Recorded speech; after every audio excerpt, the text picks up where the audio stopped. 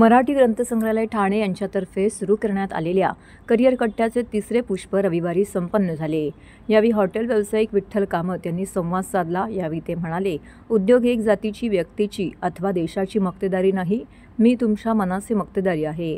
उद्योगाची सुरुवात करताना लहान करावी, त्यातून उद्योगातील खाच कळगे समजतात।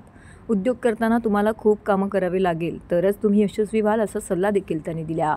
ज्या गोष्टींची कमतरता आहे त्यात व्यवसाय केल्यास तुम्हाला उत्तम यश मिळेल।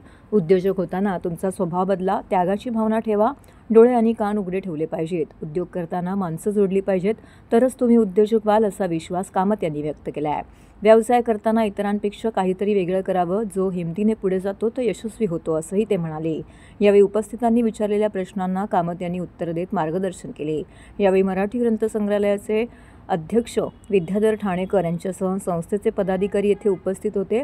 तर या कार्यक्रमाचं निवेदन वृंदा दाभोळकर यांनी केलं। या कार्यक्रमाला मोठ्या प्रमाणात हॉटेल मॅनेजमेंटचे विद्यार्थी व रसिक प्रेक्षक वर्ग उपस्थित होते। तू देवदत्त, मी विठ्ठल चरवास। तर देवदत्त तुझ्यात तर दोन देव आहे। तू हळूहळू सुरुवात कर, तू देवापासून दत्तापर्यंत पोहोचशील। पण पहिली गोष्ट, आधी सुरुवात लहान करा, कळलं का? आणि त्याच्यामध्ये खाचे कळगे तुला कळतील, नंतर तू कर। दुसरा प्रश्न मी विचारतो, कुठला धंदा करायचा? तुला विचार केला नाही ना? तुला कुठला धंदा करायचा? हो देवदत्त भाऊ, कुठला धंदा?